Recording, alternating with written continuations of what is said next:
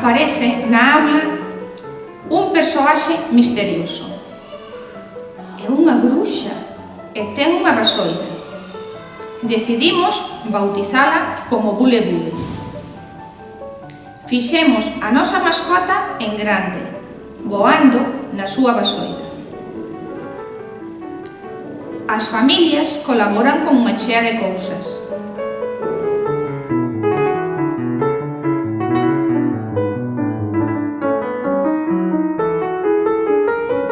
Temos un mapa conceptual para visualizar e repasar o que imos traballando. As partes da cara de Bule Bule, que roupa usa a nosa mascota, cal é o lugar onde vive, que espazos ten dentro da casa, cales son os animais de compañía, que lle gusta comer a nosa mascota, que fai Bule Bule polo día, pola noite, e que usa para poder ver o futuro. Como son as distintas vasoiras da nosa protagonista. Como son os distintos estilos de voo para voar polo espazo. Cando nacen e onde nacen as bruxiñas. Cal é o aspecto máis solidario de Bule Bule? É o de axudar a coidar a natureza. Como se acerca o Samaín, Bule Bule deixounos distintos calacús. Observamos os seus tamaños, formas, cores e decidimos decoralas. Coas cabazas pequenas decidimos facer unha bruxiña, con elas e tamén un monstruíño pequeno. Coas outras decorámolas de distintas maneiras. Ademais, cos calicús grandes, baleirámolos e vimos o que teñen por dentro. Foi moi gracioso ver que non todas teñen a mesma cor e tamén foi divertido separar as sementes do resto. Unha vez baleirado, a profe fíxolle os ollos e a boca.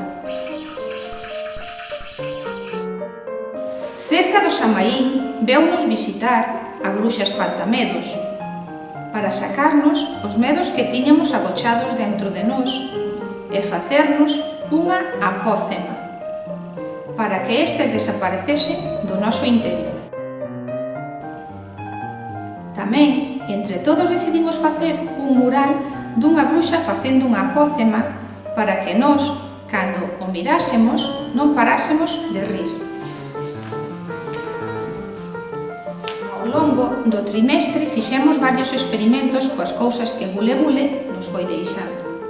Un día, a nosa mascota deixounos leite, un prato, colorantes, ademais de deterxente líquido. Para que será todo isto? Pensamos. Lemos a súa receita. Puxemos algo de leite no prato e engadimos os 3 colorantes sin que se mesturen. De momento temos o leite de cores. Logo engadimos unhas gotas de deterxente líquido. Agora, sorpresa!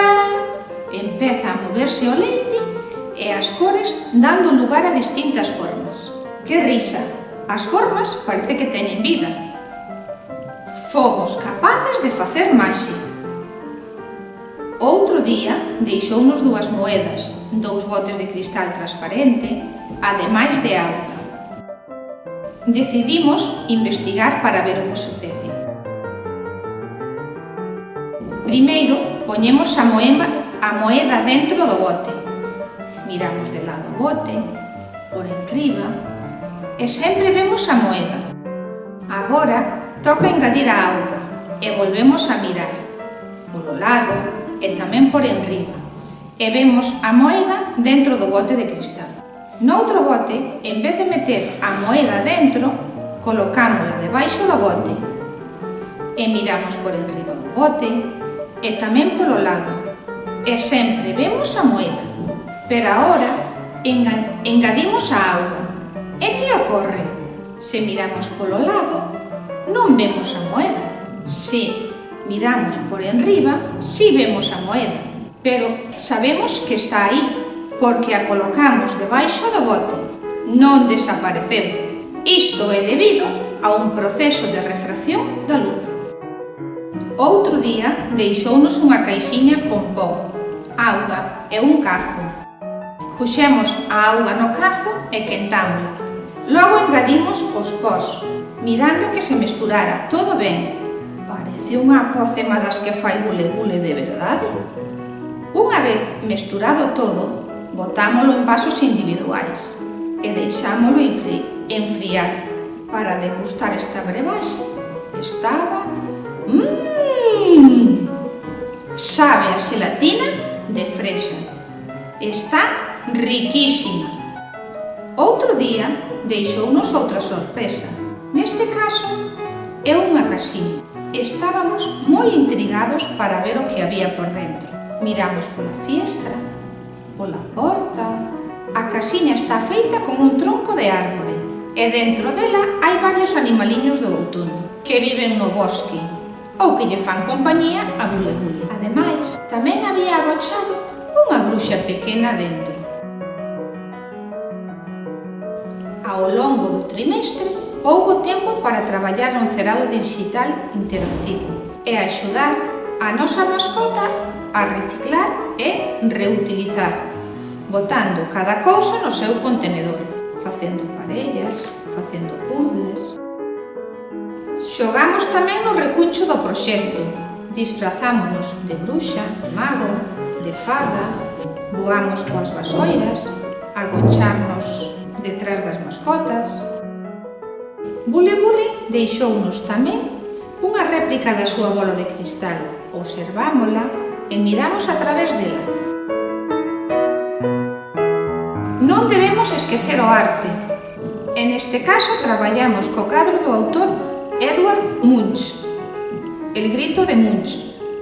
Describimos o cadro e cada quen deu a súa opinión sobre o medo. A que podía ter medo o protagonista do cadro? Imitamos a súa expresión e logo fixemos un collage do seu cadro.